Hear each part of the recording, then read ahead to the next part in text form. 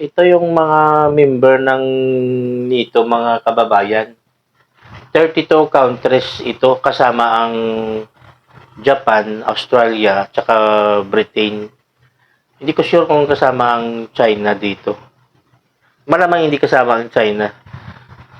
Pero ito yung mga bansa na hiningian ng tulong ni Trump na magpadala sana ng mga warship nila doon sa may Strait of Hormuz bilang tugon, parang tulong sa gera nga nagaganap doon sa Iran. Pero ang sagot ng mga presidente ng Japan, no.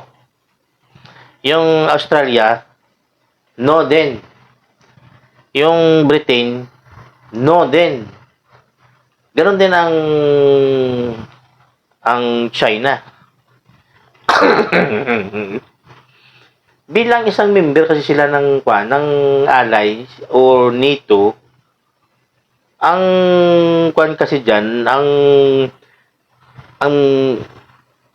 bottom of line kasi diyan, yung kalaban ng isa, kalaban ng lahat 'yan.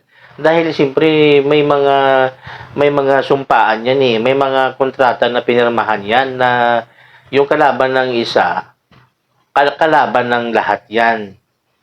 Ngayon, yung tugon nga ni Trump, medyo nabigo yon sa apat na bansa na yon. Ngayon, parang nagtampo si Trump na, ganon. Ang sabi ni Trump, hindi ko naman talaga kailangan ang tulong nyo. Kaya ito ng US. Yung gerang to, kaya ng US to. Hindi ako hihingi ng tulong sa inyo. Kumbaga, nakikiusap lang ako, pero yon ang nagiging dahilan nyo. So, nagkaalaman na ang mga bansang ito pala ay hindi pala seryoso pagdating sa pagtulong dito sa Amerika. Anya pa ni Trump na almost 40 years ko kayo ginprotektahan. Yung Europe na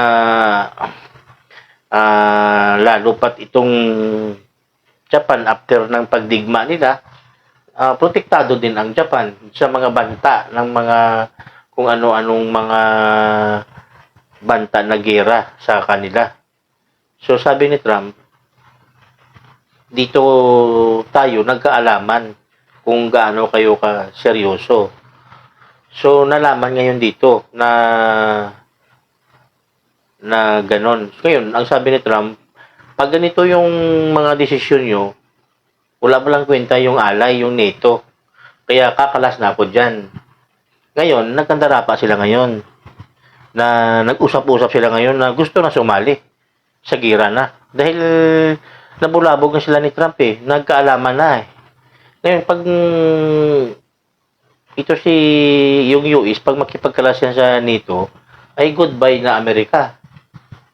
Pagdating dyan sa gira, kawawa sila. Kung kunin sila, kung agawin sila ng ibang bansa, kung hindi sila pwede ililigtas ng US dahil sa mga pagkakamali nila. Kunting lang yun eh, favor ang hiningi ni Trump. Magpadala kayo ng mga warship nyo sa Strait of Hormuz, pero wala. Pero ang mga bansa na ito, hindi naman kasi ito sanay sa gera. Kumbaga, nangangatog ang mga tuhod ng mga to. Lalo mga Europe, hindi naman yan sanay sa gera.